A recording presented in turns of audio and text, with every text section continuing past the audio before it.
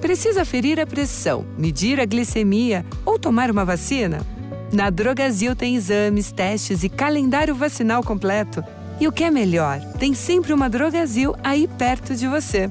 É fácil, prático e rápido. Dá para ir entre uma música e outra. Procure nossos farmacêuticos. Quanto mais você conhece o que a gente faz na Drogasil, mais você se cuida.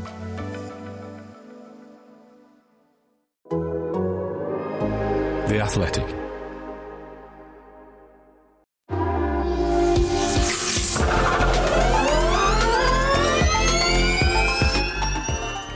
You watched the Olympics and perfected your Aussie breakdancing. I'm an absolute whiz at the kangaroo, by the way. You've entered your fancy football team and you spent the past 2 nights flipping over the pillow to enjoy 5 seconds of the cool side, wondering if this is the year you'll finally buy some air conditioning. Now, all that remains for your perfect summer is to listen to the Race Formula E Season 10 review. And to join me, Andrew Vanderberg, to dissect another manic season of all-electric racing, of course, is Sam Smith, our resident Formula E correspondent, and the voice of Formula E, back again after joining us for the pre-season pod, which we will reference throughout this. Tom Brooks. Tom, welcome back. Thanks, VDB. Yeah, great to be back. What a season we had. It was mega, wasn't it? And yeah, really looking forward to sort of getting into it and talking about all the stories as they unfolded. It was the usual madcap, unpredictable Formula E that we love, Sam. But should we sort of start by looking back at our pre-season predictions? Because everybody loves that. Do we have to? I'm a bit nervous about this. I'm a bit nervous. Go on, then. Tom, do you even remember doing this? It was a very long time ago, and I've slept a lot and had a few bangs on the head since then, but I can sort of muddle through as best I can. Yeah, I have very little recollection, although I have to say I'm not too disappointed by my thing. So that champion, Tom, do you remember who you tipped for the championship? Well, I think I kept it pretty consistent over the whole season because I was rooting for Nick Cassidy. Correct, you were Team Cassidy throughout. There you go. Reflecting back on that, I mean, obviously, up until the final race, it looked like the astute pick. I know, I was bob on for it. I was having a chat with the TV crew in Portland. I said, you know what, it's game on. Going into the weekend, this was. And then Portland happened and it all fell apart like a cheap watch, didn't it? And unfortunately, it sort of never really recovered from there. It's quite disappointing because Cassidy put together what I thought was a phenomenal season. And I thought he would struggle in London because qualifying was never really his strong point. Portland happened. And then the wheels well and truly came off the wagon when we got to London. I bet you Nick Cassidy doesn't have a cheap watch. I guarantee he doesn't have a cheap watch. He's incredibly punctual, though. He's the most punctual driver guest we've ever had on this show. Not that came to anything this season. Sam, do you remember who you picked? I do. And at one stage, it looked like the most ludicrous, pissed up Nostradamus I've ever proffered. Antonio Felix da Costa, after 3 races, had 0 points, and not only that, he was kind of been ostracised by his own team, and his future in Formula E altogether was being murmured in sort of dark corridors of the paddock, and then it all changed. So by the end of the season, the strut was back in my walk in the paddock, thinking, well, could da Costa pull off the greatest comeback since Bristol Rovers' infamous 5-4, was it, in that season? No, you're 7-0 when you had to win by 7 goals or something ridiculous. Against Stevenage, 8-1 it was, yeah. 8-1, right. So obviously that was said that they had sacked their entire first team ahead of that because they'd already been relegated out of the league. So we effectively played their under-19s. But yeah, well, Porsche hadn't gone that far, but it was an amazing turnaround, wasn't it? 4 wins in 5 races, and he was still a factor going into London.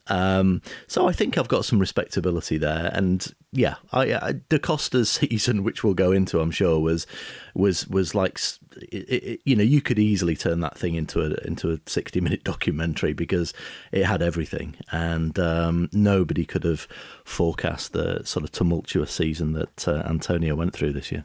I plumped for Mitch Evans, which was a decent pick, and albeit for his inability to activate the full attack mode, I would have been right.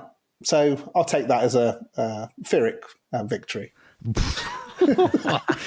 Yeah, we could pick some holes through that, couldn't we? Bloody hell. But well, none of us got it right though. So Pascal Wehrlein, no doubts, he was a deserving champion, though, right, Tom? Yeah, absolutely. Put together a really good season, really consistent, and I wondered actually whether he was going to be able to do it going into London, because wins-wise, he'd done okay, did a couple, but I didn't know if he really sort of had what it took to get there, just given the form that we saw of the two Jaguars up until that point, really. But Porsche were just there and thereabouts, all season long, pretty much. I remember talking to Alan McNish in the commentary box, and we both sort of agreed before we went on air that we thought Porsche were working at their maximum operating window. I think this was in Portland or something like that. And we thought, maybe they just don't have that little bit there for what it takes to get it over the line for the title. And then we went into London and it just turned completely on its head. And given the fact that it's been a Jag track traditionally, then we saw Porsche just putting it out of nowhere, but for the pole positions, obviously. It was mega. Yeah, really, really strong performance from the team, and obviously from Pascal to just be there when it mattered. And it was almost a Kimi Brazil 2007 sort of sneaking up and taking advantage of misfortune, but being there ready to take the prize when it mattered. Sam, you've covered all of these 10 seasons. I mean, an impossible job, but how do you rank the job that Pascal did against the other championships that we've had to date? Very, very highly. Yeah, I think now that the bit of dust has settled from Excel, you can look back on it and you can major on the fact that Pascal Wehrlein won that championship at that race, did two excellent races in succession in London, in an inferior car. The Jaguar was a better car in London, and they couldn't get the job done in terms of the Drivers' Championship. Yeah, they won the teams, and they deserve all the plaudits for that, and they did a great job. But Pascal Wehrlein deserves the championship because of the three, he probably made the fewer mistakes, and when it mattered, he just executed brilliant races in a really methodical way. So he absolutely deserves it. I did a top. I actually ranked all the drivers about 3 weeks ago, which I think we'll come on to. Oh yeah, go keep your powder dry on that. We got a whole bit on this. I've already had a social media threat from you about it, so not a threat, just whatever. But I think actually he deserves it, and I put him number one because he did the job when it mattered, and he handled the pressure superbly. And like I say, when it mattered, he got the job done. And you can't ask more of a champion, really. Another question we asked pre-season, Tom, was how many drivers would win races, which you went for the same as the previous year, which was 7. Do you know off the top of your head how many there were this season? It was 8, wasn't it? There was, yeah. Hey, you see, I'll read my notes. Yeah, and were it not for that, what's looking back feels a little bit of an incongruous Sam Bird McLaren win, you'd have been bang on. Yeah, I know. But I'm glad that it was more than 7. It was a bloody good season by all accounts when it comes down to victories. I mean, that Bird and Evans victory, I'll get onto it later, I'm sure, but that was just phenomenal. And really, really unpredictable year just in terms of victories. What did we have? Was it 6 winners in the first 6 races or something like that? I can't remember what it was now, but it's quite a few, wasn't it? Yeah, it was a great season. I think it was always going to be the case. The interesting point to it was how teams and drivers adapted to the pack racing, which kind of was thrust upon them in a surprising manner in terms of the intensity of it in 23. And they obviously went away and did their homework, and some did it better than others. And I think especially Wehrlein as well, just going back to his title campaign, that benefited from a real upsurge in fortunes in qualifying. I mean, his qualifying stats were much better in 24 as opposed to 23. And I think a part of that was just the natural, not mess, but just trying to understand Gen 3, just trying to understand what it was all about in those early sort of 5 or 6 races, which were, bedlam really. And there was a lot of technical issues and people understanding how to get the best out of these cars. Once that happened, a true hierarchy was developed, and, Porsche were right at the top of that. With Jaguar, I think it was very hard to decipher just how close they were, and I think that they were genuine.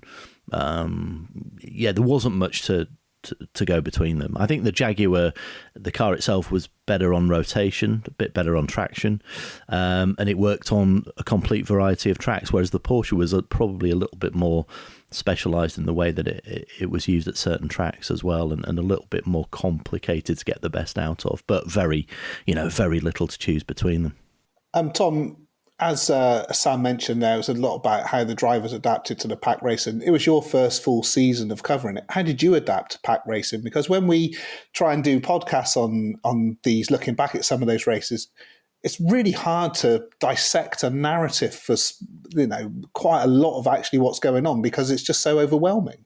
Yeah, it's not the easiest from a commentary perspective as well, because obviously there's such a great number of overtakes that what can seemingly be an innocuous overtake for the lead could actually end up being quite important, depending on what sort of point it gets to in the race. I'll be honest, it did take me 2 or 3 of these races to sort of get my head around how it was going to work, and sort of working out, okay, there's a go point at 10, 12, 15 laps to go, and that's when they're going to start picking up the pace, and kind of working out that the first 2/3 of a race are, yes, they're important because you want to stay out of trouble, but also they have less relevance compared to the final third. So it wasn't the easiest from a commentary perspective in order to cover. But I think we did it quite well in the box. It's one of those things, you don't want to sort of go too hard too soon and leave yourself with no headroom from a commentary perspective. So if you're shouting at the top of your lungs on lap 12 out of 20 and you've still got 8 laps of that style of racing to go, well, you've left yourself no headroom. So it was all just about sort of pacing it and figuring out how to read the race. I think that's one thing that personally I felt I managed to improve on as the season went on. I remember talking to my boss when we came into London, and I said, if 12 months ago we'd been in this situation with the championship, I'd have had no bloody idea what was going on, because I'd have just been, trying to figure out how Formula E still works. 12 months later, I'm grateful for the experience that I got, because I managed to sort of, I hope, read the races well enough to communicate with the audience what was happening. Are you aware of the Mark Commode impression of Michael Bolton's version of Yesterday? I'm not, no. Basically, it sounds like I need to be. Basically, he just like sings Yesterday normally and then instantly goes to 11 for the rest of the song. It's like you can't give yourself somewhere else to go. I tell you what, I gave Franchitti a fright in the box actually when we were in Diriyah. So we were in the box on a Thursday afternoon, just rambling around, looking at notes, and after being up and down the pit lane and stuff. And I got a message saying, "Can you just voice some lines for us for a promo?" It's quite often it happens. Sometimes they'll need a certain clip with the voice over it, and maybe the broadcast at that point had something else, so you have to dub it as live. I was like, yeah, no worries at all. So I whacked the headset on and just said, ready to record, go. And then just started shouting at 10 tenths, and obviously hadn't told Dario or anybody else who was in the commentary box up until that point, and gave them the fright of their bloody knife, nearly knocked the windows out of the box, to be honest with you. There's a lot of misunderstanding about those pack races. I'm not sure everybody understands what's going on. I think Tom and Karun and Dario and Alan particularly did a great job in explaining how they sort of manifested themselves. But I do sort of notice online, and even the promoters a little bit, they do these ridiculous tallies of overtakes, and a good 75% of them are not overtakes. They're just position changes, and they have no real relevance to what goes on in the race and the final result. And I think for me, I will rewatch Misano yesterday actually, and it just looked really, really poor. I just thought it was a mess. There was so much damage. Oh, Misano was. It was just it was like watching banger racing. Yeah, it was just too much, and there is no skill really in a lot of what was going on in that race, and that was the opposite end of what it should have been. I think when they get the brew of the racing right in terms of usable energy and laps and other factors, it's really good. I thought Portland was much better this year. It wasn't as wild, wasn't as mad. And I think when the drivers, particularly at the front of the field, in the midfield, there's just a panic to get track position, and it often ends in tears, as we've seen multiple occasions. But you do get an understanding between the drivers of where they are and where they need to be in that critical last quarter of the race. And I think Portland actually provided that quite nicely. Obviously, you've got vastly different characters in the way that they go racing. I mean, that became evident as the season went on with particularly Ollie Rowland, although he wasn't at Portland, but certainly at Shanghai and Misano was pretty brutal, whereas drivers such as Verne, Evans and Cassidy were just on the right side of the risk taking and the sort of the chancing of getting their noses bent out of joint or lost altogether in the case of Wehrlein at Portland, of course. And I think that'll be a big change for next season because they've got a different structure to the front of the car. It's going to be more robust. I think there'll be possibly a bit more tactical contact in Gen 3 Evo, but knowing that they weren't going to lose all these elements of their wing and the thing going underneath their wheels and causing big shunts. So I think that'll be a big improvement, but sort of counterintuitively, it'll probably attract more tactical contact at certain races, I think, next season. Right, we also asked you for your disappointment of 24. Tom, I'm not sure what your expectations were for ERT, for them to be the disappointment of it. Can you remember what your mindset was? No, but I just wanted a nice, easy guess out because I kind of figured it was going to be the same as the year before. I mean, congratulations, you were correct. I wanted to get something right in the predictions. I mean, it was never going to be an easy year for ERT, was it? No doubt about it. I have to say, I thought Sergio Sette Camara really did manage to outshine the car on a couple of occasions, especially in Diriyah when he got it into the duels. And I think Dan Ticktum did quite well, actually, on occasion as well. Got it up into fourth place. I think it was in Bazzano, wasn't it? Yeah. They played that race really well. They read the tactics of that absolutely perfectly. Yeah, they did. And I think that the strength this year was definitely the drivers being able to extract the maximum from the package. I think, on occasions they have let it down before, but yeah, this year seemingly I think they managed to get the formula a lot better. But the problem is the limitation is always going to be the car or the powertrain and that package. So, it's where do they go in the future and what do they do?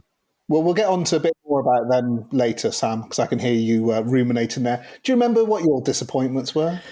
Well, one was Maserati, which, again, I mean, it kind of clawed its way back at the end. They had a pretty disappointing second half of the season, but to the amazement of myself and I think many, they had a great start to the year. Yeah, Gunter scored in the first 6 races, didn't he? And obviously he won at Tokyo, which was astonishing. And I think I also thought, I'm giving myself a bit of artistic license here for a change.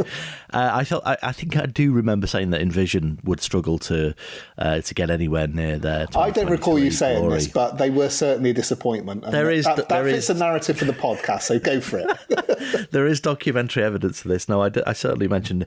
I think we were aligned. Actually, we thought that Envision would struggle to match what they did in 23, but we didn't obviously predict the disaster really that manifested itself before Portland, where they were, I think, 8th in the standings at one stage. But yeah, Maserati, I got it wrong really. I mean, they had a middling season in the end, and obviously their points is reflected by the fact that they had a rookie who was still learning his craft in Jahan Daruvala, who didn't accrue many points at all.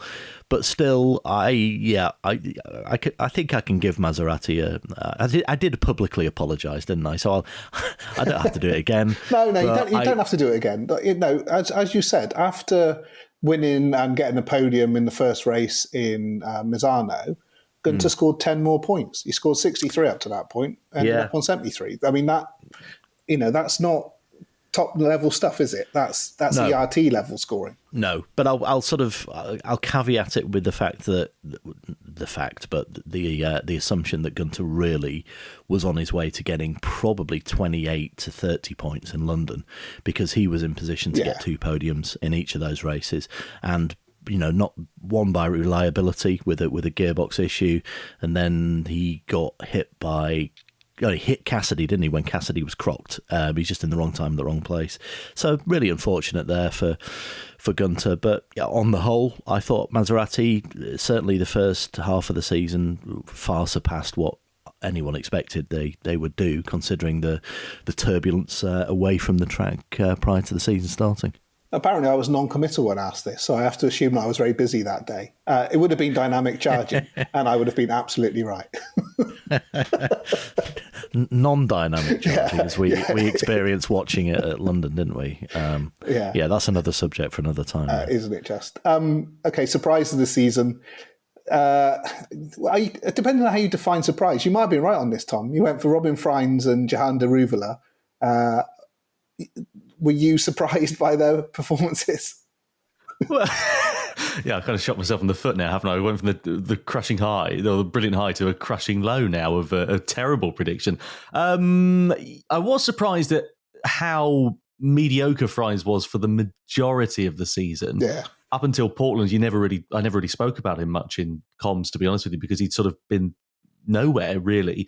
Daruvala, I don't know really what my expectations really for him were. I guess quite low. He had a couple of stand-up performances, Diriyah, Berlin, etc., but didn't really set the world alight either. You know, it's always difficult for a rookie coming into Formula E, but on the other side of it, then you look at someone like Taylor Barnard, who jumped into the McLaren completely last minute earlier on in Monaco, and he was able to go out and put in a very strong performance, and one that, hopefully McLaren are taking notice of possibly for next season. So, yeah, I think they both were surprises in terms of how sort of average they are. And I mean that with no disrespect at all, but yeah, they didn't have particularly brilliant seasons, let's be completely frank. No, I don't think our expectations for Jahan were particularly high, but Freins really did surprise me. I thought that package, as it showed in fits and starts, and Sam, I'm sure we'll dig a little bit more into the relationship between Envision and Jaguar when we do the team-by-team bit in a minute. But they should have been better, right? With everything they had at their disposal, They should have been better than that. Oh, miles better. Yeah, they all know how disappointing it all was, how they'll try and fix that. But there was just that big sort of dearth of points, wasn't there, from when they rocked up at Sao Paulo right through until Portland. There was just a massive gaping chasm in the middle of their season where they got very few points at all in probably jointly the best package on the grid. We dug around and tried to find the reason for this, and it appears to be a sort of mishmash of just, again, poor qualifying, been in the maelstrom of the midfield. And then there was this kind of feeling amongst some members of the team there that they weren't quite getting the support they should from Jaguar, or certainly not the some of the advantages that Jaguar were finding for themselves, and the sort of the collaboration didn't feel as close as it did the previous season, and maybe that was slightly by design. Who knows? James Barkley and Sylvain Philippe were very sort of tight-lipped on it when I spoke to them in London, really.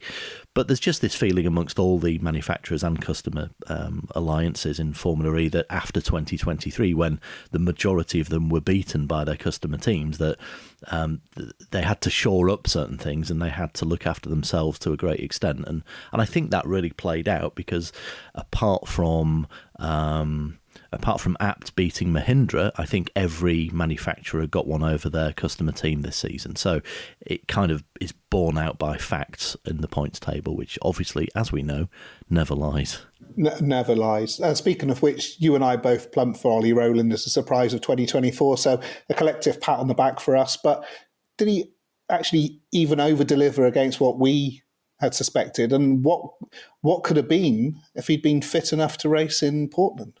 Well, we've both known Ollie a long time, and we know how good he is. And he is definitely one of those drivers, along with Mitch Evans, along with Da Costa, maybe Alex Lynn, who deserved a crack at F1, never got that chance. And it takes them a while to sort of recalibrate where their careers are going and how they're going to go about it. Rowland, from the depths of despair with Mahindra about 18 months ago, it wasn't looking great for him at that stage, but he told me that he had every confidence in Nissan because he'd been there before, but he knew how they were sort of transforming and growing from that EDAMS collective to something a bit more genuine manufacturer, reorganisation-wise. And so there's two things with Rowland. One is you can look at it as he did over-deliver, and the primary reason for that is that he missed a half of a season that others didn't in 23, because he missed half the season with Mahindra. He went up until Monaco and then didn't do the rest of the round. So he had less inherent experience of the Gen 3 car. But obviously with Nissan, he is with a manufacturer, so he got private test days in the autumn of last year. And I remember seeing him and speaking to him at Valencia last year, and he didn't say explicitly, and I'm paraphrasing, but he sort of said, I still need time to bed in with the Gen 3 in a race situation. And that was proven at Mexico City. In Diriyah, he was kind of a bit anonymous, really. He was there or thereabouts, didn't get any points. And then until the second race in Diriyah, where he stuck it on pole and finished in third position. And he was up and running from that stage onwards and went on this incredible streak where he won one race in Misano. He was pole and second at Tokyo, got other podiums, should have got a podium at least in the second race at Misano, apart from that miscalculation the team made on the grid with the energy. And on the Saturday evening at Misano, he was leading the championship, and all of a sudden we were asking ourselves, is he a title contender? And if it hadn't have been for his illness prior to Portland, he could well have gone into London as a genuine title contender, which is massively over delivering on what we thought he would achieve this season. I don't think anybody thought that Oliver Rowland would have collated the amount of points he did and ended up in the top six of the championship. How long had Nissan been winless for? Was it 3 seasons? The last win was actually Ollie's win in the summer of 2020, which seasons. Was in Berlin. So, 4 seasons.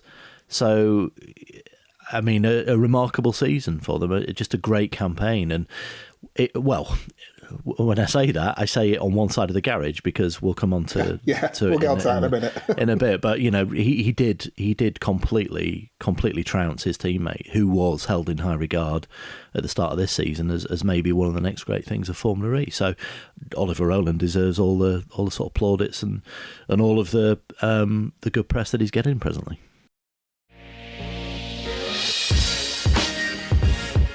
Hello people, Iowa Kimwalera here, host of the Athletic FC podcast. The new Premier League and European football seasons are here, and the Athletic FC has you covered. Join me, David Ornstein, Phil Hay, and the most stacked footballing newsroom ever assembled every Monday to Thursday, as we take a deep dive into the biggest football story of the day. Then every Friday, Adam Leventhal and our club reporters will preview the potential tactics, drama and jeopardy riding on the biggest game from that coming weekend. Check us out wherever you get your podcasts from for free. We hope you can join us for what is set to be another blockbuster season.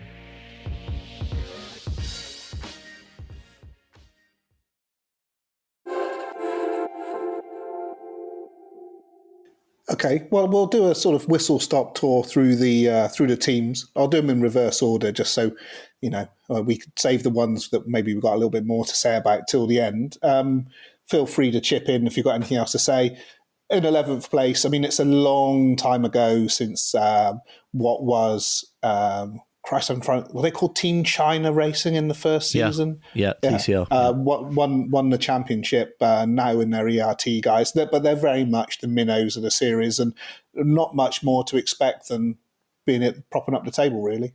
No, and it's the feeling even within the team that it was going to be a hard year. They had a really good 2023 and they got some good performances, some decent points, but this year it was slim pickings, and it was evident from the start that everything had moved up a level with the other teams, and Mahindra were only going to go one way. I mean, they couldn't go any lower than they were last year.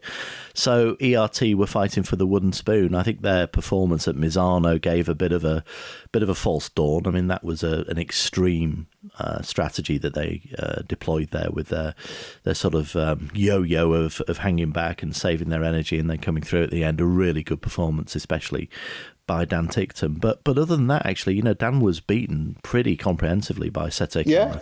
11-5 in qualifying, and he was beaten on points. And it's the opposite of what happened last season. So I think if Dan Ticktum had have capitalised on last year, and he would have got some performances out of that car and some more points, which is very, very difficult to do. And he did it in Misano, and at that stage, people sat up and thought, some of the manufacturers would have been thinking, well, let's maybe take a risk or a chance on Dan Ticktum. But the fact is that he was unable to generate seemingly the sort of motivation to dig deep, which is what Sete Camara did on several races this season against great odds. And listening occasionally to Ticktum's radio, it was just you could tell he'd kind of given up. And part of me thinks, well, you can't blame him, but I don't know. It's just your philosophy, isn't it? It's just, don't give up. You just don't give up at any stage. And Ticktum it felt as though he was giving up. And then, he comes out of the last corner and does a big slide into the pit lane, and he slides across the line. It's like, well, nobody cares, mate. Nobody cares. No one's looking. Nobody really is bothered. Just have your own amusement. But I thought he was a big disappointment this year, Ticktum, in difficult circumstances. But I thought there would be much more from him in terms of fight and knuckling down to it this year, but it didn't happen.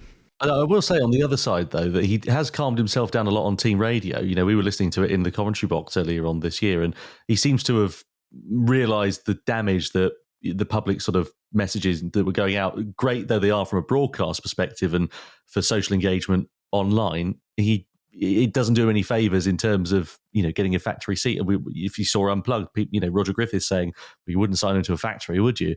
But he seems to have calmed that down a little bit now and seems to have matured in that area. Yeah, well, he had to, didn't he? He really had to do that. But if you're not beating your teammate, it doesn't matter what you like. You're not going to be on the radar. Yeah, and if he gets another chance with ERT, and we think he might for this season, irrespective of what he's driving, he's got to give more fight, and he's got to deliver a bit more, especially in relation to his teammate. Because when you're in that situation right down in the basement, the one thing people look at is you against your teammate, and you've got to be on top. And he wasn't this year. Sete was. Okay, in 10th, the team that's not won the championship but has been a regular race winner in the past, or those they feel like dim and distant days, Mahindra. Although, Tom, the second half of the season, the green shoots of positivity coming through there.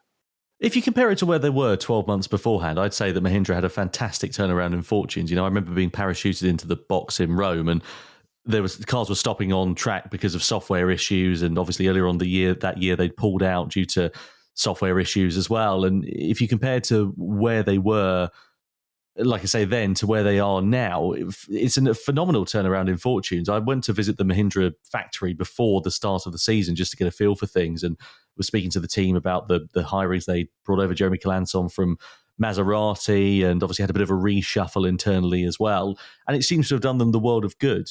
I was really impressed with the performance that Mortara put in Berlin to stick it on pole position.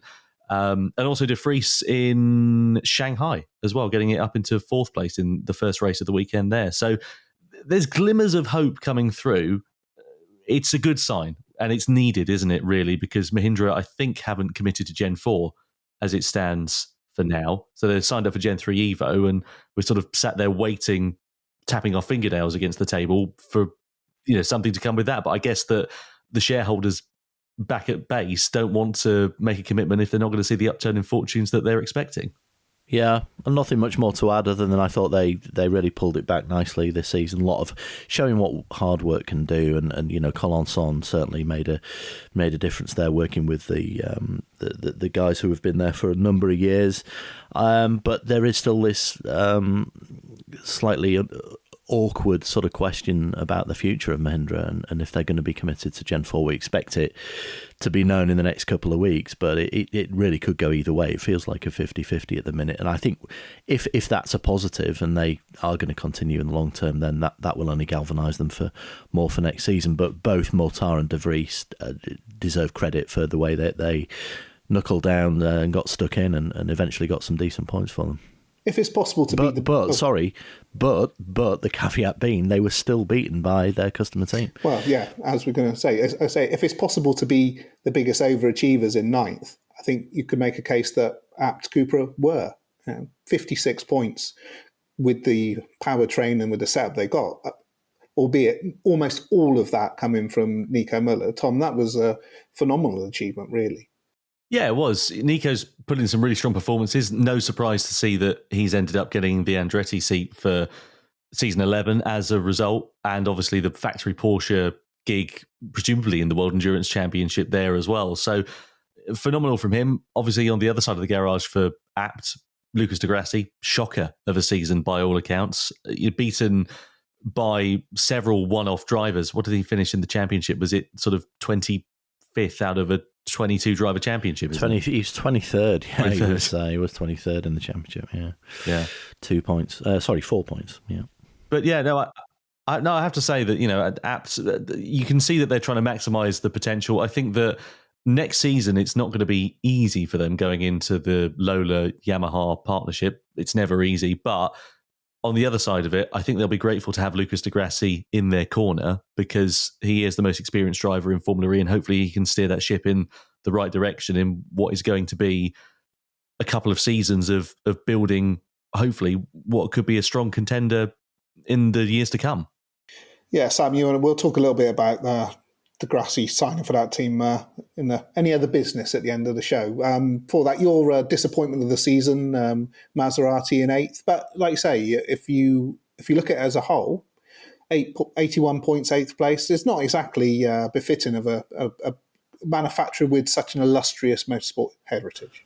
When you put it into context of the changes that were happening in that team, even through the season, and continue to do actually, it actually is a decent season. I thought they'd be in real trouble. They were at Valencia and they looked a bit of a state, to be honest, when they arrived. And I think their new deputy team principal, who I expect to be a team principal very soon, actually, I think Cyril Blay is one of the new crop of great team principals that are going to come into Formula E, and he wasn't solely responsible, but he certainly led the charge in rebuilding what they had there. They already had quite a decent technical team, but as we spoke about, Jeremy Colonson, who was the sort of overarching engineering head there, left for Mahindra, and Cyril really had to pivot and reform a team there, and did it extremely well. Deserves a lot of credit. And, Max Gunter does as well. I think Max blew hot and cold during the season. There was that consistency. During his Formula E career. Well, yeah, that's the whole former debate, isn't it, that he is inconsistent. But actually, you look at his results in the first 6 races of the year. He was scoring points right up until Misano, and then didn't score many afterwards, but still had pace and performance. So he's definitely in the top 10 drivers, is Max, and on his day, as we know, is unbeatable. Going to be super interesting to see him alongside Jean-Eric Vergne at DS Penske next season. That's got fireworks written all over it. So those two have had plenty of action over the years on the track, and I can't think of two sort of more disparate characters as well off the track. So yeah, going to be interested in that one. But generally, Maserati, I thought, had a solid season. Could have been better, could have been worse. But I think where they were at Valencia last season, I'm actually astonished to see that they finished the season with 81 points. I would have had them as less than 50 at the start of the year. Okay. So Tom, 7th place, Neil McLaren, a race win, a podium for Jake Hughes, 2nd place in the second of the Shanghai races. 101 points. Is that are they like the most par team in Formula E here? Is that good, bad, or just about right? It's not bad, is it? I think that there is definitely more to come. It's the consistency where McLaren have struggled. We've seen weekends where, as you said, they've gotten onto the podium and took a victory in the case of Sam Bird back in Sao Paulo. But weekend to weekend, there never seemed to be any sort of form book that I could sit there and say, oh, well, McLaren are going to be up there. I know it's difficult in Formula E at the best of times anyway, but yeah, going through into each weekend, you never really knew what sort of potential they were going to be able to display. So not a bad performance, but I think they'll be left disappointed, especially given the fact that Envision had such a difficult year. I think they'll be disappointed the fact that Envision beat them ultimately in the team standings at the end of season 10. Sam, with Nissan really, certainly in Rowland's hands, revitalised, should McLaren have done a bit better? Yeah, Definitely. They should have been, as Tom said, in 6th at the very least. They should have been nibbling at Andretti. I think when you look at how many points Nissan got, they feel like a team that's just kind of oscillating around the midfield. I mean, occasionally they're at the front, and occasionally they can get podiums. And in the case of Sam Bird's amazing win at Sao Paulo, they can be on the top step of the podium, but they feel like sort of rare spikes, don't they? The last 2 seasons have told us that. They just, I don't know what the ambition is there. I know there's plenty of it because, people like Ian James and Gary Paffett and, even the drivers and the engineers, a lot of the engineers there are the old Mercedes guys. So they know how to win championships. It just feels like they're not happy where they are, but there's just like there's no big expectation there, and I don't know what that is. And I wonder if it is just that change from being a big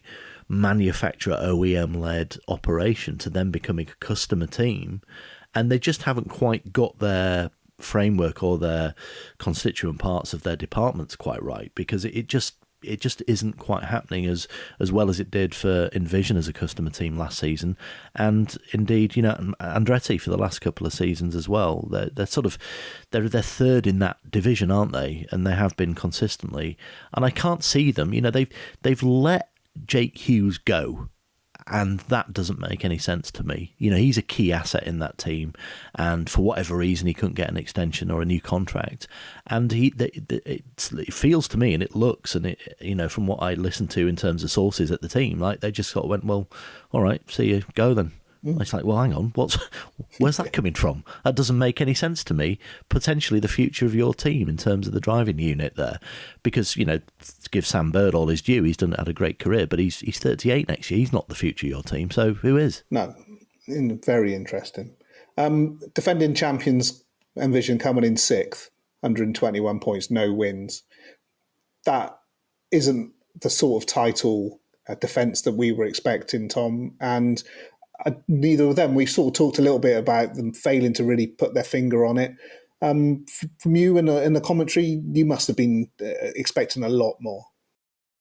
No doubt about it. They didn't maximise their potential at all this season, and given the fact that you've got Buemi and Freins, 2 very capable drivers on their day, arguably you could say that Buemi's coming more towards the end of his Formula E or racing career in general now, I suppose, really, but he's still got the minerals there to put the performances in when it matters. We've been able to see that, but it didn't click. I don't know whether it was operational, whether it shows just what Nick Cassidy has been able to bring to that team in recent years, but it just didn't work out at all. I spent a lot of time talking to Sylvain Filippi on the grid, and the majority of the conversations were saying, what's going on? Why are you not performing? And it's sort of, it's this, it's that, it's the other. And it was never really an answer, sort of going around the houses trying to work out what's wrong, really. I don't think they were 100% sure most of the time. So disappointing season for them, all things considered. A little bit of a resurgence for Freins, obviously in Portland with the double podium, but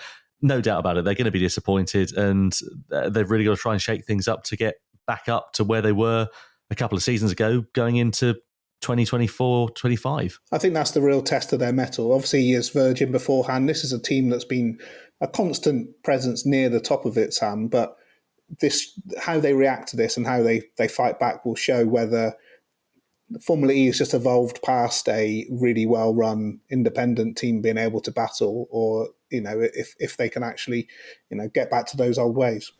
Yeah, I think they should be able to get back to being at the front.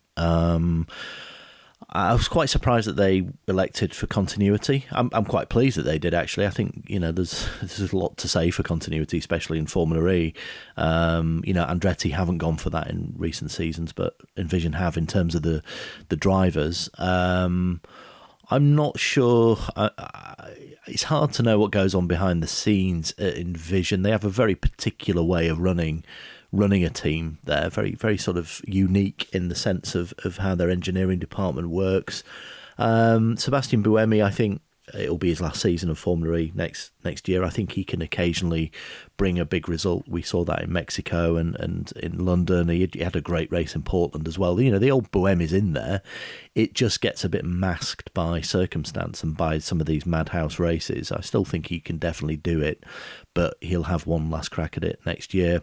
Robin Frijns, yeah, very, very Frijns kind of season in a way. Sort of, he's often way too honest when you speak to him and when TV speaks to him, and which we all love, but I don't think it does him any favours sometimes. And he was still psychologically, I think, struggling with the hand thing after his big shunt at Mexico last year, and a few races, especially at Misano, he got clobbered and just literally left, took his hands off the wheel. And then ironically, he got injured again in London. And I just think that plays on his mind quite a bit, having been through that sort of awful period of rehab from that really nasty injury in Mexico. And I think he's getting to the stage now, it's like, well, is he...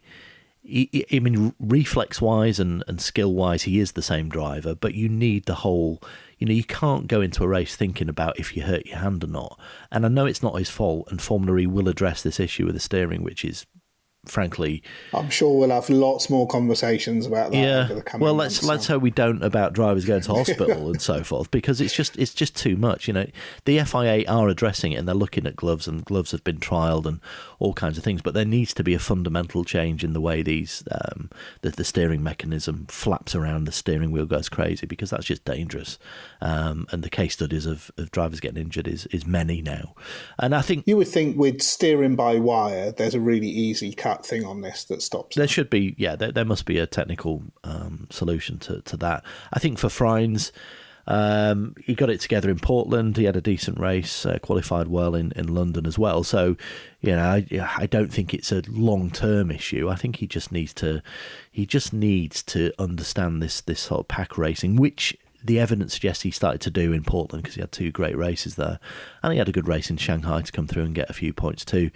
It wasn't a complete disaster, but with the most competitive package on the grid, when you look where they were, 121 points compared to Jaguar TCS Racing, you're talking about 240 point discrepancy between two teams that essentially have the same hardware.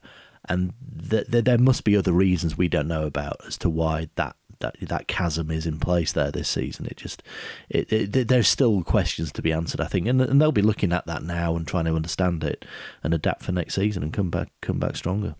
Tom, another customer team with the defending champions, Andretti, with Jake Dennis, 5th place, 169 points. A really, really strong start to the season with 4 podiums in the opening half a dozen races, but that tailed off dramatically in the second half of the season. Yeah, it did. And I think, again, they'll be disappointed with that, no doubt about it. Dennis put in some, as you say, really strong performances start of the year. Nato got a podium, I can't remember when it was now, later on in the year, didn't it? It was late. Yeah, it was against the run of the ball, Shanghai. Yeah, there we go. So that was great. But other than that, it just sort of, Dennis struggled with the feel of the car under braking. That was what he was complaining about all season long. Just didn't have the feel for what he needed when he hit the anchors, and it just wasn't giving him the right package. It wasn't giving him the opportunity to deliver. And if you remember back to season 9 when he won the title, it was his consistency over the course of the year that won him the title. Very much like Wehrlein, really, sort of getting those 4th, 5th, 3rd places pretty quietly on some occasions. But this year, they were either there or they were nowhere. If you remember back to Berlin, the first race of the weekend, they were nowhere, absolutely nowhere. 24 hours later, they turned it round upside down, thrown the kitchen sink at it and any other amenities that they had, and they managed to get a decent car working. But it's almost like they were, going into every weekend with one hand tied behind their back. It didn't make it easy for themselves. Also, Dennis's performance in London was the most D-mob happy drive I think I've ever seen. Yeah, he checked out. He checked out way before that, hadn't he? Andretti were disappointing this year. When you look at the points, they're pretty much exactly half the points of their manufacturer team, which isn't good enough, and they know that. Not consistent. They just, one weekend they'd be right up there, the next they weren't. couldn't get any real understanding of the software upgrades that they'd sourced themselves. Just got stuck in a rut, and the frustration boiled over, as we saw for Dennis in London. Some great drives along the way. I mean, he completely dominated the first race at De Rea, didn't he? Just smashed it completely out the park. Yeah, I thought that was going to set the tone for the season. Yeah, so did he. I didn't expect this sort of drop off. Yeah, and it just didn't happen. And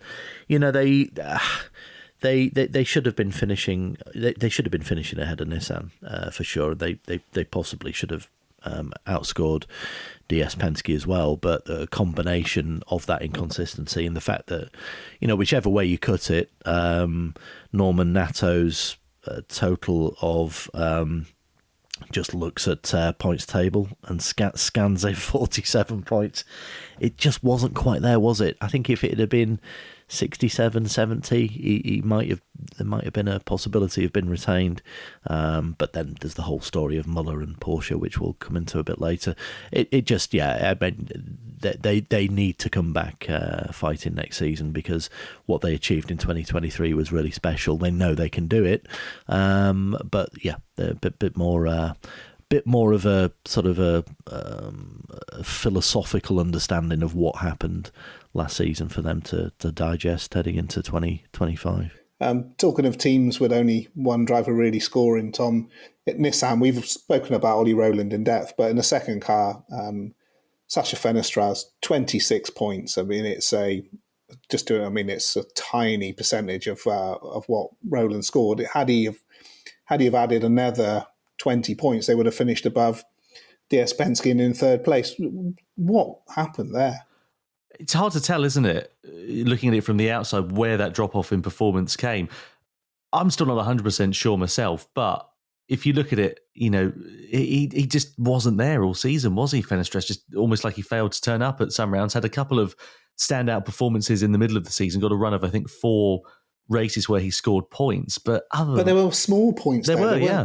It was sort of, small fry, wasn't it, really? But yeah, it wasn't anything to write home about at all. And when he came into last year, first season in Formula E, getting pole positions, everyone was thinking, okay, this is great. Hughes was obviously getting similar performances out of the McLaren as well. So performances were looking like they were ready to come by. But then this year, he never really turned up, it seemed. And if he gets the Nissan drive next year, which it sounds like he's pretty much nailed on for, he needs to write a very big thank you letter to the Nissan board, I think, because there are drivers that are very hungry, ready and waiting to take that seat. And given the performances we saw from Fenestraz, obviously the team know a lot more than I do, but based off of just those, you wouldn't be re-signing him. However, they clearly know something that we don't and see the potential that's there ready to be unlocked. And I welcome that. It would be really nice to see Fenestraz fighting up the sharper end of a Formula E grid, which is where he needs to be in order to secure his future.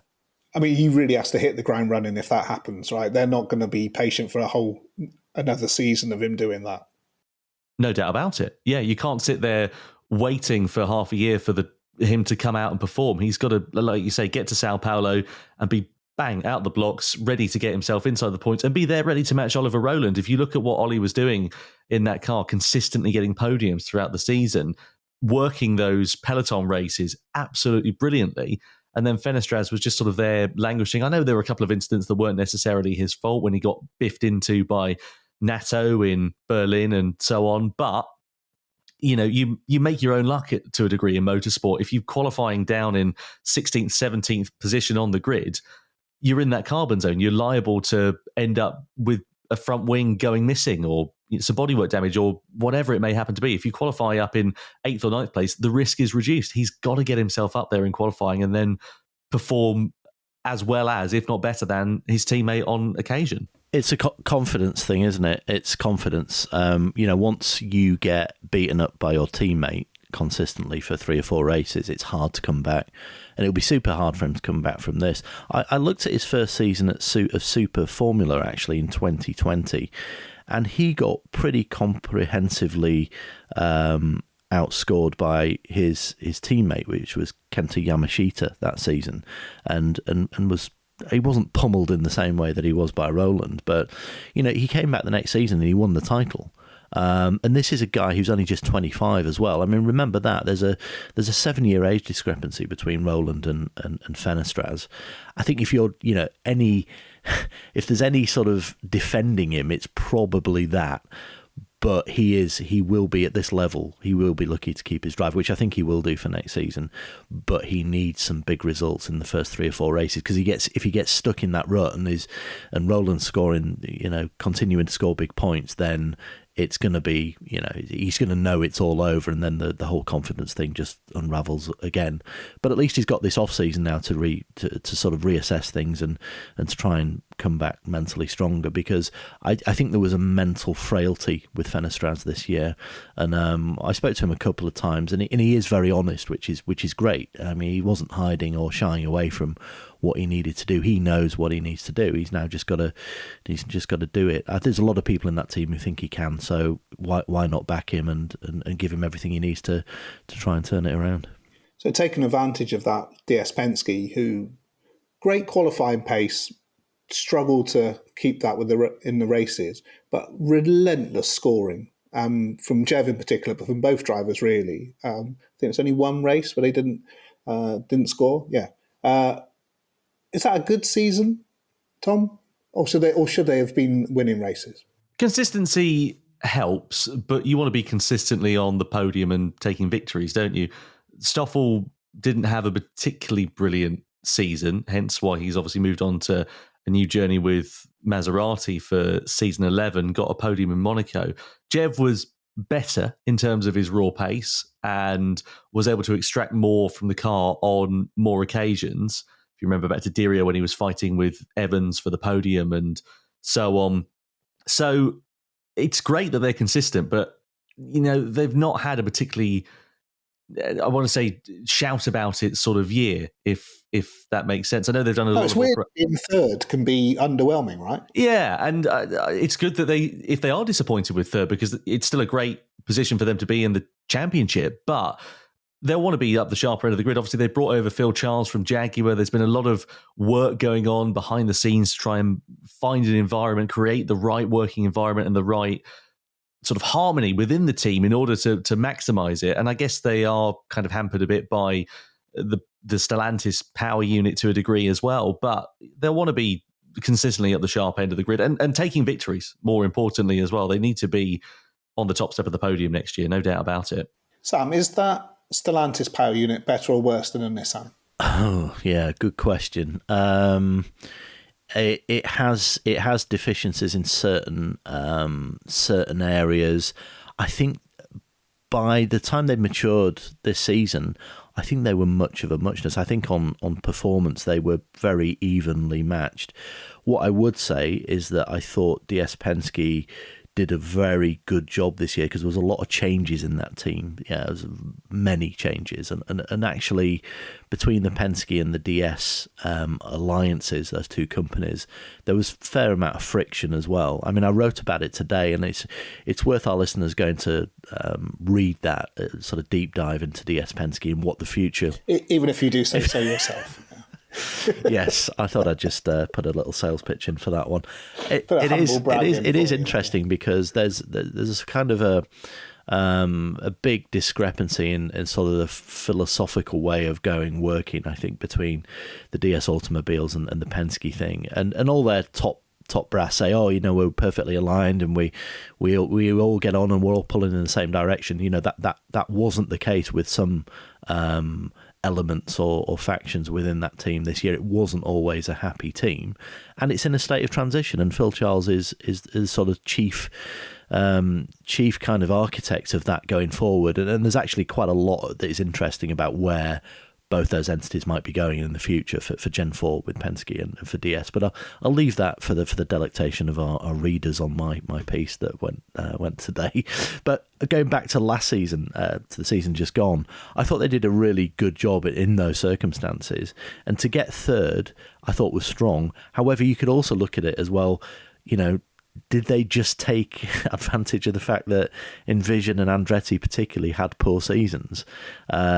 Because when you look at the gulf in points between DS Penske and Jaguar, it's 168 points. It's Jordan being in the hunt for the 99 World Championship, I think. Well, I hadn't thought of that, but now you furnish that with a bit of Frentzen fever. I can see that, VW. Yeah, I like that. I like it. Yeah. I think they had an okay season. I thought Jean-Eric Vergne, as last season, was terrific. I thought he was really good. Yes. Not at the forefront, not the whirlwind Jev we saw win his titles, but somebody who did the best job he could. He had some really, really accomplished races, and he comprehensively beat Stoffel Vandoorne, a fellow champion as well, and Stoffel's out of that team now. And I think if DS Penske can get their Gen 3 Evo package right and they can get on top of that, then they should be able to challenge Jaguar and Porsche next season, early doors in particular. So there's a lot to look forward to there, but equally there's a lot of change, and as we know, change can go either way in racing. So I was still working at Formula E. If you've got that on your bingo card, you can tick it off now. When Porsche was announced it was coming in, and I can remember the palpable sense of sort of trepidation among the other teams that here was coming in this motorsport behemoth that was going to sort of flatten all in front of them. Tom, was this the first year where we really saw what Porsche was capable of? Second in the championship, drivers' champion, 332 points. I would say so. And I would say that they'll be disappointed to have missed out on the team's championship to Jaguar, especially considering the final weekend in London.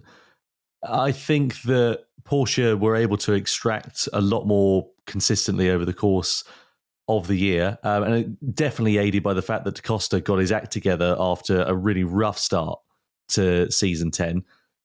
And I think that they ultimately put in a very strong performance, which is great, but they'll be wanting to go one better next year. Absolutely no doubt about it. And so they should be as well. I think it set us up absolutely perfectly going into London, having Jaguar versus Porsche for the team's title. We couldn't have asked for anything better from a broadcast perspective. The two Jag drivers and the two Porsche drivers pretty much going into it were the ones that we were all looking at. So fantastic in that respect, and great from a championship narrative. But yeah, good to see Porsche now up the sharp end, and they'll be wanting to go out and, as you say, flatten the competition going into season 11. Finally, Jaguar, the championship at the end, Sam. But they had how many thousand guests was it in London? This is a tinged victory that's going to haunt them for a while, isn't it? It's difficult to. I think now some dust has settled from that. You look at the points that Jaguar TCS Racing got through the season. There was the least points they got were 4 in Tokyo. Evans crashed and he smashed into Frines. Cassidy wasn't quite there that weekend. Didn't really suit the Jaguar massively with the bumps and the jumps of Tokyo, but they still got 4 points. What really hurt Porsche was Diriyah, where they really struggled with the slippery surface and just never got on top of that weekend with both cars, particularly Da Costa, who was nowhere that weekend.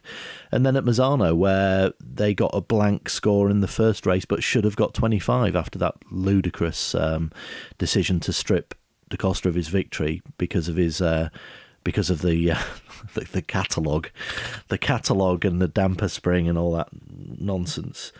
So Jaguar, when they had poor weekends, still got something on the board, and I think they deserve a great deal of credit for that. 368 points, the most points ever scored. It's a huge score. It's a massive score, and they were consistently always there, even when there were errors of strategy and they didn't quite get it right, which the obvious episode being at London when it really mattered.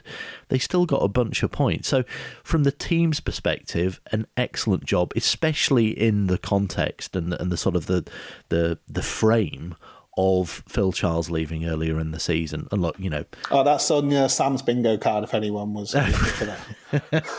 There'll be some people at Jaguar listening to this who will be sort of throwing things at their radio or whatever. You don't listen to things on radio, do you? What do you listen to podcasts on their own? What would you? Smart speakers. Smart speakers.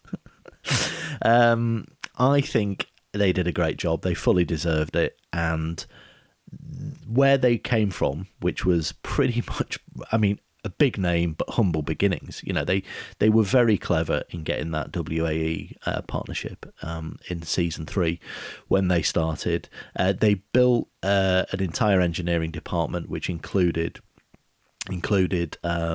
experience from Formula One with Phil Charles, with others, and some within the Williams framework as well. They've got some really clever people there, like Craig Wilson, Gary Eckerold, Patrick Curry, obviously James Barkley fronts the thing, and they've all done extremely good jobs in terms of pivoting a lot of their internal departments to absorb a different structure, which they went into the season with. There was a lot of concern there. I remember speaking to Mitch Evans last December when I was at Kidlington, their new HQ, and he was openly concerned about Phil Charles leaving, and the fact that they were have become champions and they've won a bunch of races, both drivers at the forefront, scoring victories. And I think, you know, as strong as Mitch Evans was this season, I think his teammate Nick Cassidy coming in and going from a customer team, admittedly with the same car, coming in, hitting the ground the way he did and scoring a victory within 3 races of starting with Jaguar was immense. And I think the combination of Cassidy and Evans' experience with that team was just too strong for the rest, and they were deserved champions. Yes, it's not the big, shiny pot and pan of the Drivers' Championship. It doesn't get the headlines, but I think winning the team's title when they come to pick up their silverware at the FIA Gala in December, it will be a big story. I mean, it already is a big story for them internally, but externally it all becomes a bit bigger and a bit more real then. Ironically, the season will already have started the next season by that point. Yeah. But yeah, I mean, fair play to Jaguar. I think they fully deserve it. I think they did an exceptional job, irrespective of the difficulties which we covered in the last podcast of what happened in London and the disappointment of neither of their drivers becoming champions. They still fully deserve what they accomplished in the teams. Right. Well, that was a pretty comprehensive look through that. I'm going to try and attempt to do something completely foolhardy now, and that's to simulate our top 10s into a definitive top 10. I've got mine and Sam. So, Tom, if we start at 10, I will sort of try and live update this as we go. Who have you put in 10th? I put Mortara in 10th. The same as Sam. You didn't have to say that with a great deal of bitterness. A surprise. No.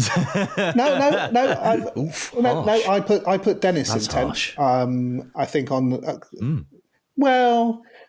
defending champion. I mean, the second half of the season, the scoring's poor. Right, let's have a look.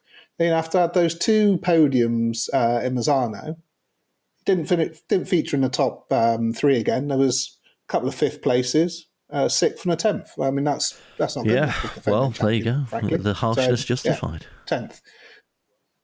9th, Tom? I put Gunter in 9th. Okay. I had him in 8th, and so did you, Sam. So pretty much agreed, I would say there. Who have you got in 8th? Dennis in 8th. Okay. So you placed him the highest. Sam had him in 9th. Okay. So not massively controversial for me to put him 10th, I would say. This is where VDB puts Degrassi in 7th. Now watch, it's coming. I can feel it. It's coming. It really isn't. He would have been 24th. 8th. I had Vern in 8th. Same as me. Yeah. Sam had him in 7th. Then I had Hughes in 7th. Interesting. First appearance in the top 10 for Jake Hughes. Explain your rationale. My rationale is that I think we saw good flashes of pace from him, though the consistency wasn't there. I think that he got, pole positions in his first season, didn't he? And he got pole positions this year. That first podium was always there and thereabouts.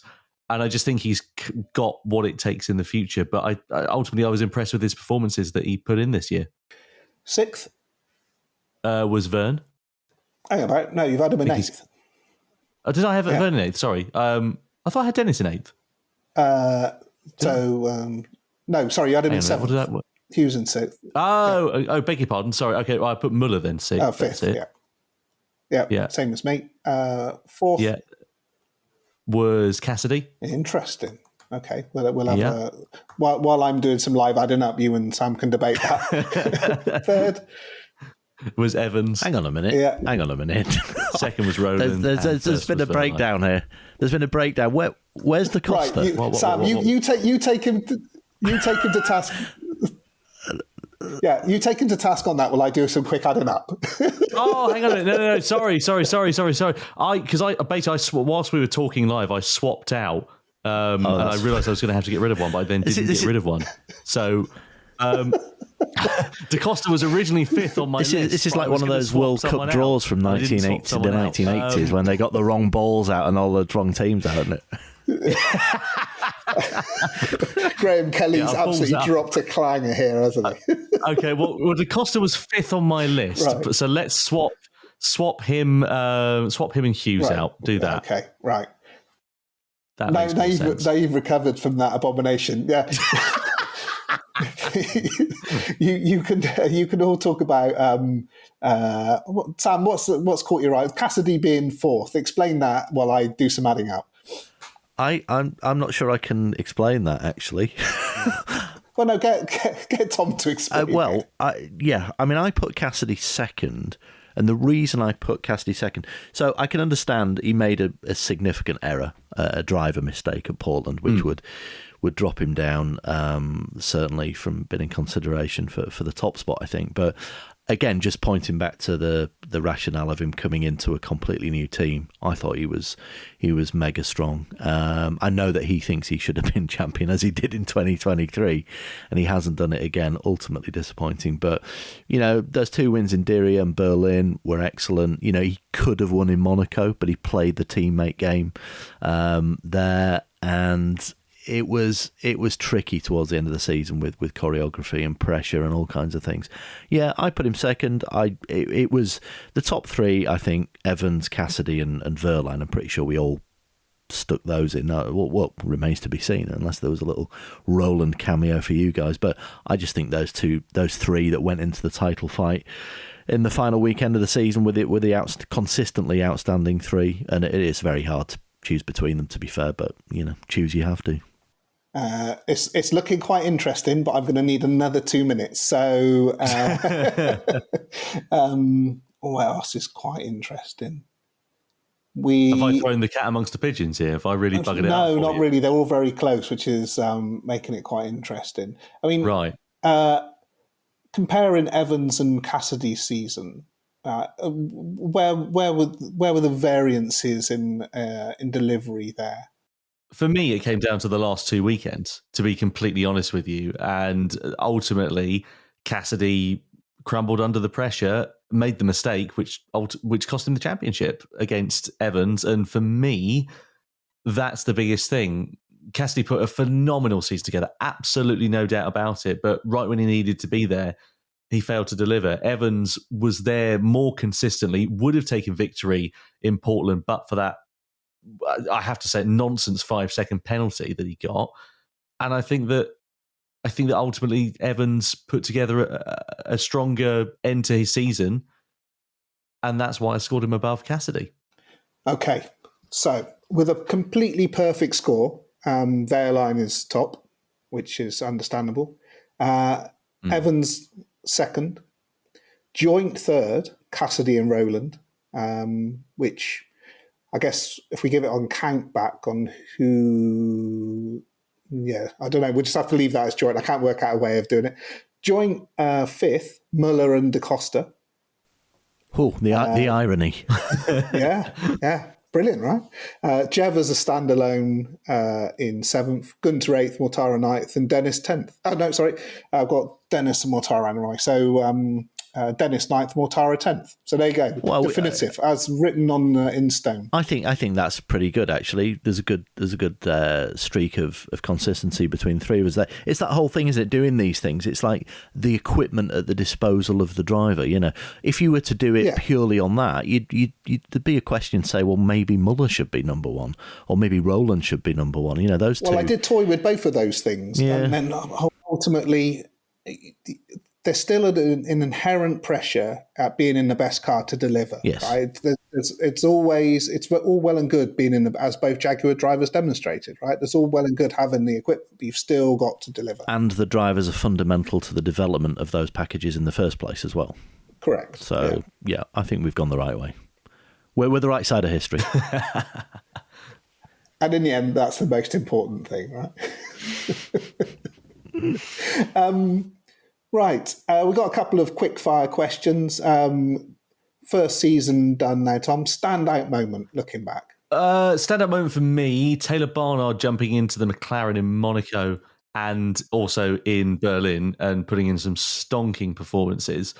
Thought he was really, really good and will be very surprised if McLaren don't pick him up for 24-25 into season 11. I think they'll really have missed a trick there personally, especially given the fact that Bird's on the other side of the garage, which leads me on to my next point, because I couldn't just pick one. It has to be Birds and Evans at Sao Paulo, because I don't think my vocal cords have still recovered from the rains that I hit. Yeah, I think I described it as Björk-esque, particularly in her mid-90s period. Well, which isn't a bad thing. I got stuck in the hotel for 2 days with food poisoning, basically, and then spent 2 days in an air-conditioned hotel, went into Saturday with no voice because the aircon had just dried my throat out so much. And then, came into the race.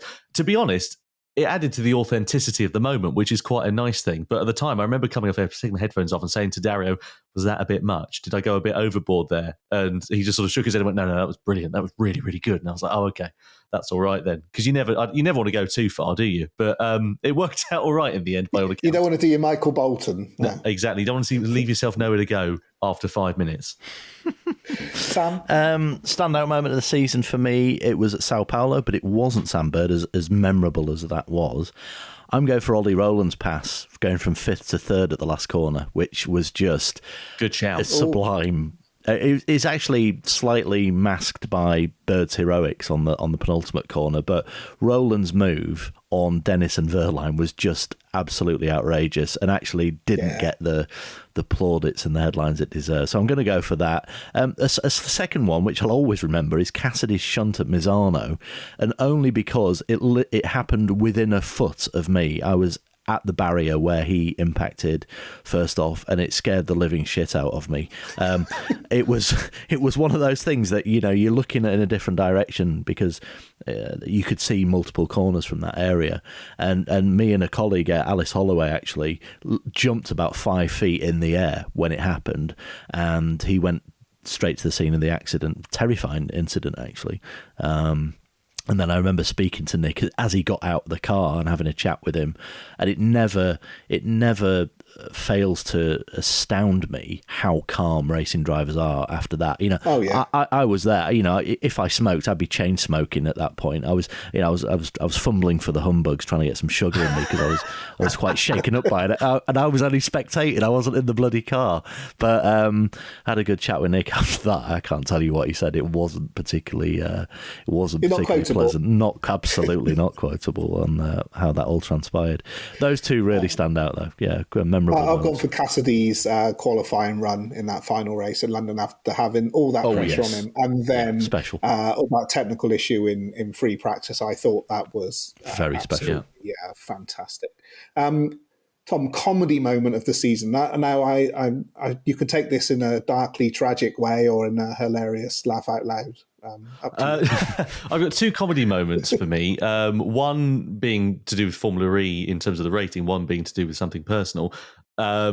First comedy moment for me was Degrassi on the team radio in Berlin, where I coined him as Sassy Degrassi because he was saying, I got spun like that. And it was just hilarious listening to it at the time. And the second was Karun Chandok and his potato puns during the commentary in several races, actually, in sessions during the course of the year.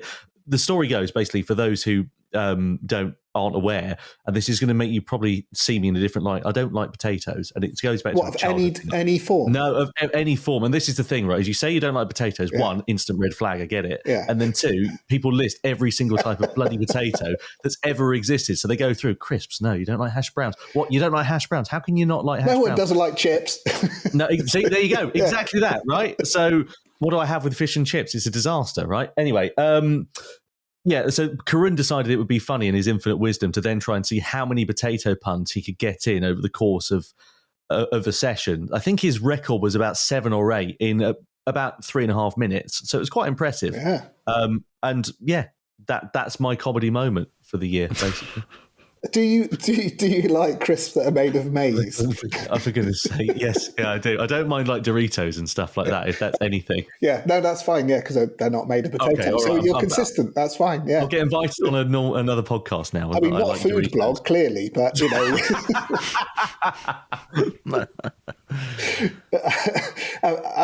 This is now my comedy moment of the season. Tom doesn't like potatoes. But think about it another way, though. If we ever ended up going out for dinner, VDB, and something came with chips, mate, there's free chips there just for you. Yeah, strategic move there. That's Yeah, I like that. See, I've thought this through. Yeah.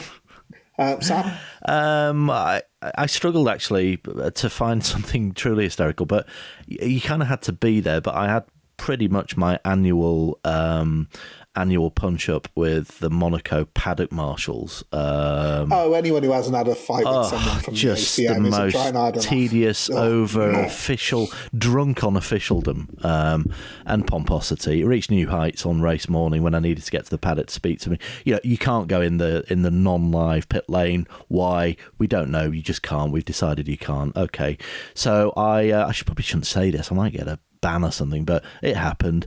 I breached the barricades, and I ended up going on the track at Rasgas, right around to the pit lane, and I won't tell you who it was, but somebody quite senior in a team helped me over the wall between the gaps in the pit board sort of hatchings, and I literally broke into the pits to conduct an interview. Oh, you know, this I had a similar thing. Yeah, so I thought this was unique. I'm a bit disappointed now, but go on, Tom.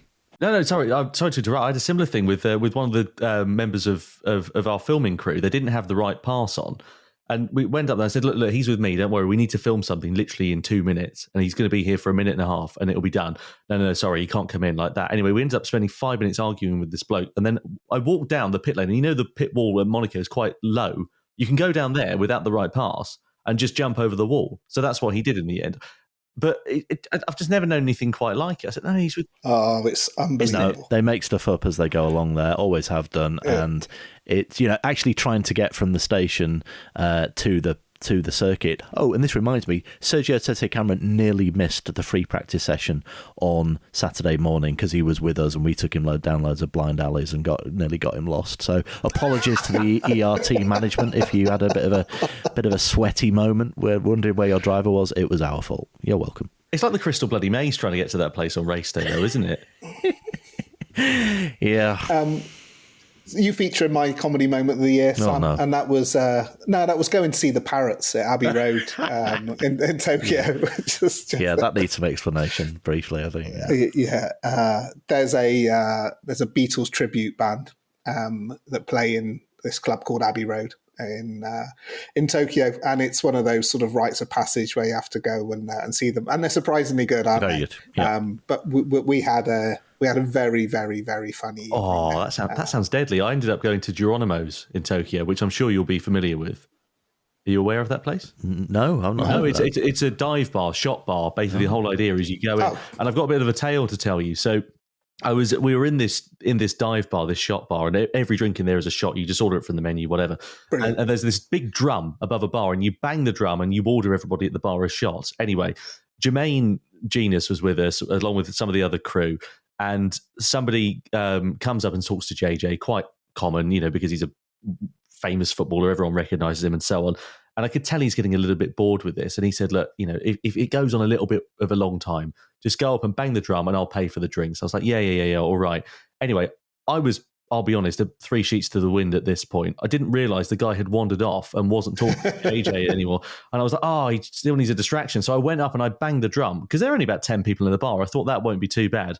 I kid you not, the second I did that, it was like something from like Faulty Towers or Only Fools and Horses or something like that. 30 people walk through the bloody front doors of this bar, go. and I'm just there like, oh, this is going to... Anyway, I ended up paying for that, both in terms of the alcohol consumption and also quite literally in terms of my wallet. I still don't think I've recovered from that financially, but it made a good anecdote to tell on a podcast one day. Well, you don't... Tokyo's brilliant. Yeah, you don't want Gina's banging the drum. You'd only miss the target, wouldn't he, anyway, if he did? If he was 40 yards away, he'd be bang on. And on that note, unsung hero, finally, before we get into a little bit any other business. Well, for me, on track, Nico Muller, fairly standard. You know, we talked about him a great deal. Actually, off the track, one of the most helpful and pleasant people in the paddock, and I know, VW, that you'll concur with this, is Nissan's head of comms, Maria Dawana. She was so accommodating to us all season, but particularly in Tokyo, when we did that paddock podcast with Tommaso Volpe and Ollie Rowland. And you know, she's pulled in every conceivable direction at a race, particularly the home race in Tokyo, and she's ultra busy all the time. Always a smile on her face. All the Formula E PRs are great to us, and they deserve a credit and a mention. But I just thought particularly stands out. I just thought I'd give her a mention because, you know, she is an unsung hero. So thanks, Maria. We appreciate your job. Classy touch. We appreciate your job. Tom?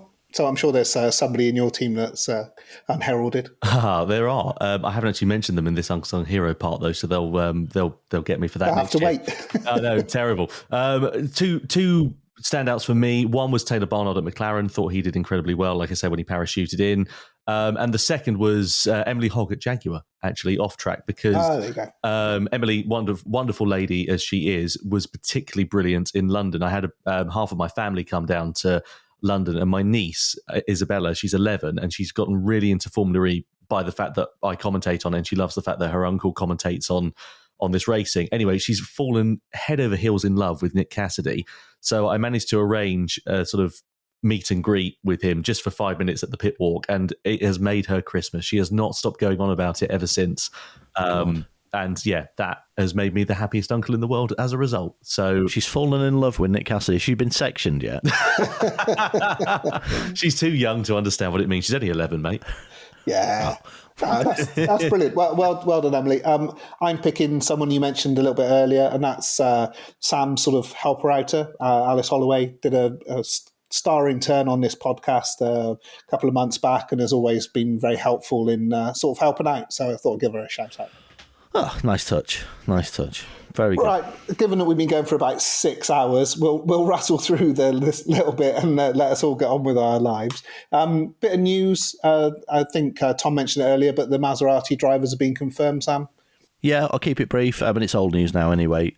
Jake Hughes and Stoffel Vandoorne will replace Max Gunter and Jehan Daruvla at Maserati MSG next season. Gunter will be announced very shortly at DS Penske. Daruvla will be trying to find a berth somewhere in the paddock, so good luck to him.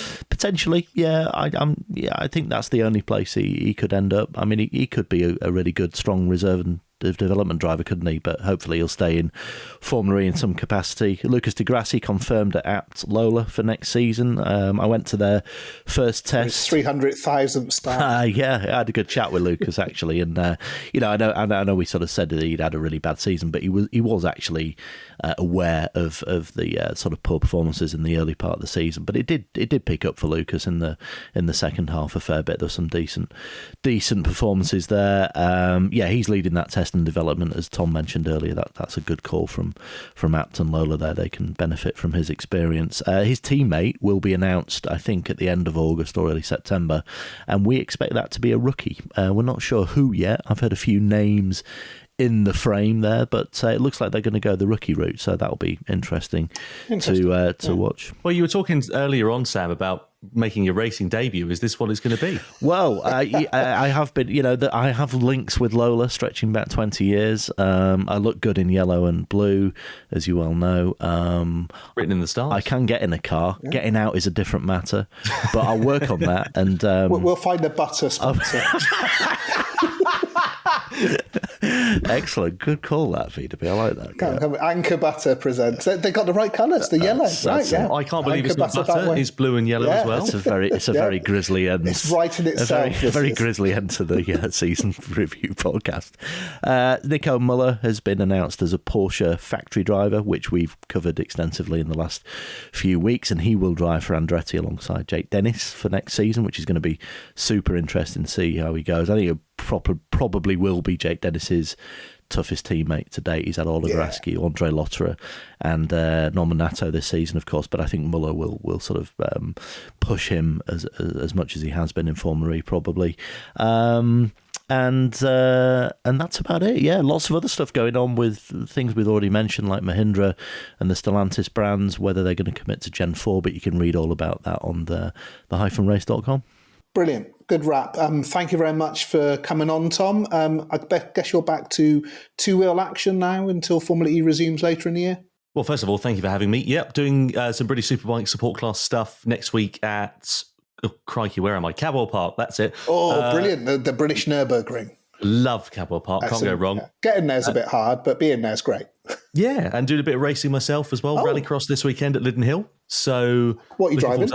Little Honda Civic Type R, racing with my dad for the first time. Brilliant. We've raced separately, but now we're together on track for the first time. So I guess whoever loses pays for the curry afterwards. Nice one. Well, good luck with that. And obviously no Bombay Lou to go along as a side there. No, absolutely not. But no, looking forward to it. And thanks for having me on again. Much appreciated. Nice one. Well, thank you very much for getting to the end of this, listener. You're sure you've been rewarded with all of that. Thanks for coming on again, Sam. I think we're going to do a 10-year special at some point before the season starts, aren't we? Next month we've got some great guests lined up, and we're going to do a two-parter, which is if it goes on as long as this, it's going to be a 10-parter. Well, we're just discussing the last 10 years, so who knows? The world is our lobster. Absolutely. Well, thank you very much, and goodbye.